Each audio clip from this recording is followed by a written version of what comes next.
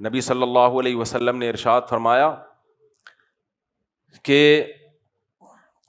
صحابہ نے پوچھا کہ پچھلی امتوں میں نا ایک کوئی اللہ کے ولی تھے، 80 سال انہوں نے عبادت کی ہے، 80 سال. تو صحابہ نے عرض کیا یا رسول اللہ، ہم اس امت کی عمریں تو 80 سال نہیں ہوتی، 80 سال 1000 مہینے بنتے ہیں. تو قرآن کی اس پر آیتیں نازل ہوئیں، انا انزلناہ فی لیلۃ القدر وما ادراک ما لیلۃ القدر لیلۃ القدر خیر من الف شہر، کہ یہ ایک رات 1000 مہینوں کے برابر ہے. اس کی ایک رات کی عبادت بہت زیادہ فضیلت ہے. قرآن میں بھی ہے لیلۃ القدر کا تذکرہ، 2 جگہ اللہ نے قرآن میں کیا ہے اور حدیثوں میں بھی ہے، اور اسلاف اس کا بہت زیادہ اہتمام کیا کرتے تھے لیلۃ القدر کی عبادت کا. اب وہ لیلۃ القدر ہے کون سی؟ احادیث سے پتہ چلتا ہے کہ رمضان کے آخری عشرے میں، پھر احادیث سے پتہ چلتا ہے کہ طاق راتوں میں امکان زیادہ ہے، اور پھر یہ بھی پتہ چلتا ہے کہ 27ویں میں امکان سب سے زیادہ ہے. تو پورا آخری عشرہ عبادت کرنی چاہیے، نہ ہو سکے تو طاق راتوں میں کر لیں، نہ ہو سکے تو کم سے کم 27ویں رات میں کر لیں. عبادت کرنی کیا ہے؟ حضرت عائشہ نے فرمایا عبادت نماز ہے، دعا ہے. 2 عبادتیں، نماز اور دعا. دیکھو تلاوت جو ہے نا وہ دن کے وقت میں افضل ہے، تلاوت بھی کر سکتے ہیں، ثواب ملے گا انشاءاللہ، لیکن ہمیں صحابہ اور اسلاف اور نبی کی سیرت سے پتہ چلتا ہے کہ جو ویسے زبانی قرآن پڑھنا ہے وہ دن کے اوقات میں. یہ راتیں نماز میں اور دعاؤں میں لگائیں زیادہ سے زیادہ، جتنے زیادہ نوافل پڑھ سکتے ہیں. پھر نوافل میں رکعتیں زیادہ کر لیں، رکوع سجدے کم کر، یعنی رکوع سجدے لمبے کر لیں. اور یہ بھی ممکن ہے جو حافظ لوگ ہیں وہ قیام لمبا کر لیں، رکوع سجدے کم کر لیں. زیادہ سے زیادہ ٹائم کس میں گزرے؟ نماز میں. جب تک نشاط ہو. ظاہر ہے ہم لوگ کمزور لوگ ہیں، ایسا نہیں ہو سکتا کہ پوری رات مصلی پہ کھڑے رہیں. نبی نے اس سے بھی منع کیا ہے کہ اپنے صحت دیکھ کے اور اپنی جو رغبت دیکھ کے انسان کو عبادت کرنی چاہیے. تو ایک نماز ہے، دوسرا کام کیا ہے؟ دعا.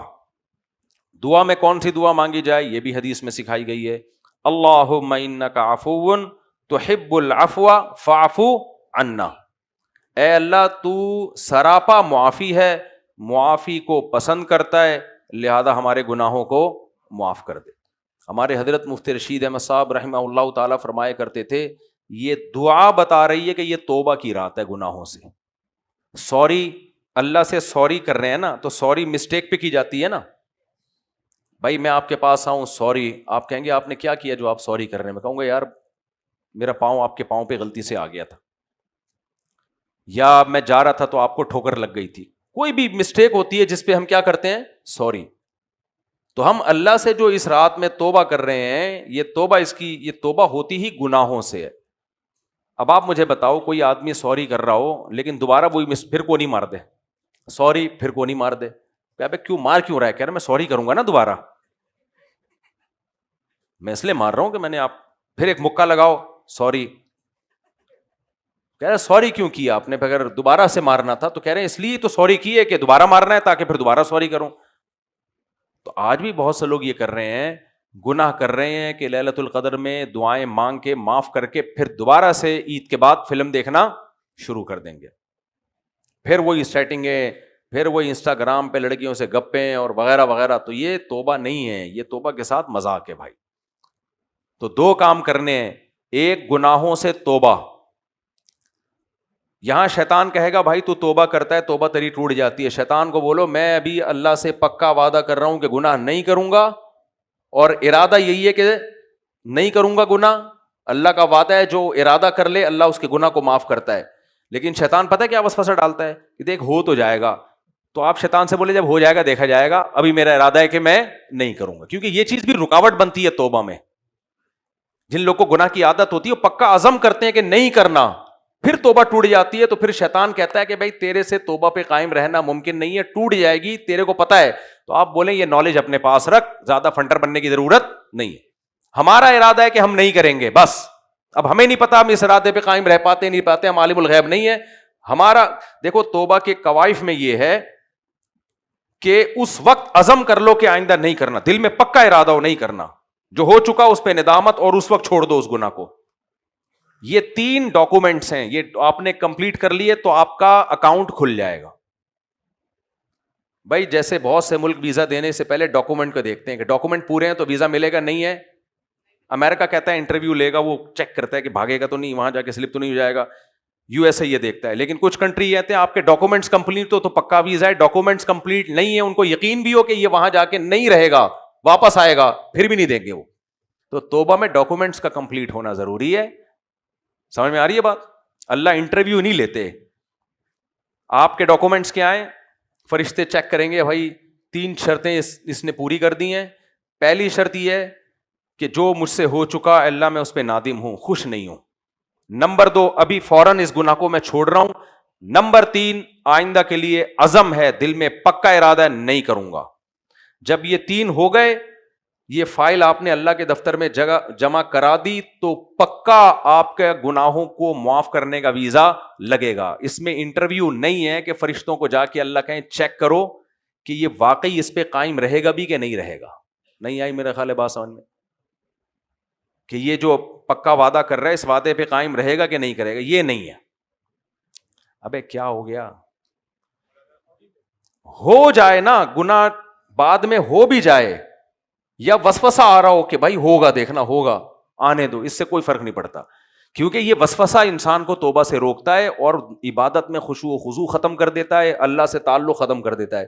شیطان کو آپ نے بولنا ہے بھائی ابھی میرا ارادہ ہے نہیں کروں گا, اگر تو کہہ رہا نا نہیں تو کرے گا, تو جب کرے گا دیکھا جائے گا, ابھی چھوڑ دے, ابھی نمٹ لیں گے, اور عزم کریں نہیں کریں گے. یہ نہیں کہ اچھا کر لوں گا, چلو ٹھیک ہے تو کہہ رہا نا, چلو ٹھیک ہے, پھر آنا پھر دوبارہ, یہ ایسا نہیں ہو. یعلم خائنۃ الاعین وما تخفی الصدور, اللہ آنکھوں کی خیانت کو بھی جانتا ہے اور دلوں کے بھیدوں کو بھی. تو آپ نے اس وقت عزم کرنا ہے, اے اللہ میں پکا وعدہ کرتا ہوں, ارادہ کرتا ہوں, نہیں کروں گا. لیکن میں آپ کو بتا رہا ہوں شیطان وسوسہ ڈالے گا, دیکھ تو کرے گا, تو آپ نے یہ ہوگا, یہ بڑا پاورفل وسوسہ ہوتا ہے شیطان کا. آپ نے بولنا ہے بھائی جب ہوگا دیکھا جائے گا, بس میں توبہ کر رہا ہوں نہیں کروں گا. پھر اگر دوبارہ خدا نخواستہ ہو جاتا ہے تو پھر ارادہ کر لو یار.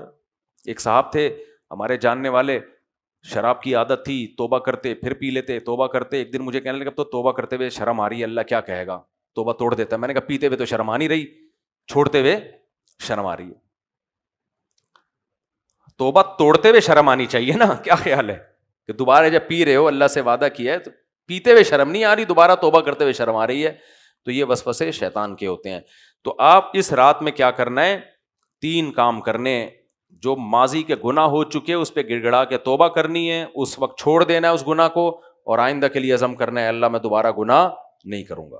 اس جذبے کے ساتھ دعا مانگنی ہے اور ارادہ بھی کرنا ہے. تو یہ ہے اللہم انک عفو تحب العفو فاعف عنا, اس کا مطلب. اور اس کے علاوہ پھر باقی دعائیں بھی مانگیں, زیادہ اس دعا کو فوکس کرنا ہے. تو یہ لیلۃ القدر میں کرنے کے کام ہیں. اللہ تعالی ہمیں لیلۃ القدر نصیب فرمائے. ایک معتکف غلطی سے وضو خانے میں چلا گیا, 1 منٹ کے بعد واپس آیا, بغیر کسی حاجت کے گیا تھا. اب اس کی قضا کی کوئی صورت بتا دیں. اس کی قضا کی صورت یہی ہے کہ کل جو ہے وہ افطاری سے پہلے وہ نیت کر لے کہ میں اس اعتکاف کی 1 دن کی قضا کر رہا ہوں, اور پھر مغرب کے بعد وہ 1 دن کی, جو جس دن والا اعتکاف ٹوٹتا ہے اس دن کی قضا لازم ہوتی ہے. بس پچھلا والا سارا ہو گیا.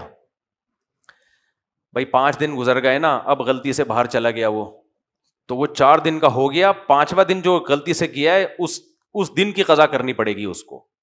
اعتکاف تو ٹوٹ گیا وہ, لیکن اللہ ثواب لکھے گا 5 دنوں کا, ضائع نہیں کرے گا. اب کیا کرے گا, مغرب سے پہلے اس قضا کی نیت کرے گا, روزہ رکھ کے مغرب کے بعد یہ قضا مکمل, اور پھر نفلی اعتکاف کی نیت سے بیٹھ جائے. آئی بات سمجھ میں, یعنی ٹائم پورا کر لے. تو ہوگی نیت نفلی کی, لیکن ثواب اللہ پورا ہی دے گا اس سنت اعتکاف کا. وجہ اس کی اس نے جان کے نہیں توڑا نا, یا اس کو مسئلہ معلوم نہیں تھا. اور بعض ائمہ کے نزدیک اس کا اعتکاف ٹوٹا ہی نہیں ہے. بعض ائمہ کہتے ہیں کہ زیادہ تر حصہ بھی دن کا اگر مسجد میں گزار لیا تو اعتکاف ہو گیا. تو اس قول کے مطابق اعتکاف ٹوٹا ہی نہیں ہے, لیکن جو راجح قول ہے اس کے مطابق اعتکاف ٹوٹ گیا. یہ میں دونوں قول اس لیے بتا رہا ہوں کہ زیادہ مایوس ہونے کی ضرورت نہیں ہے.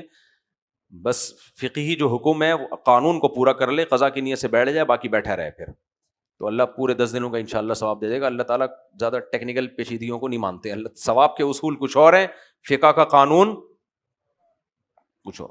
یعنی قانون اس جو اسلامی قانون ہے وہ الگ چیز ہوتی ہے, ثواب کا تعلق تو اللہ اور بندے کا معاملہ ہے نا. سمجھ میں آ رہی ہے بات, ثواب اللہ اور بندے کا معاملہ ہے, وہ اللہ ویسی غریبی میں دے دے گا.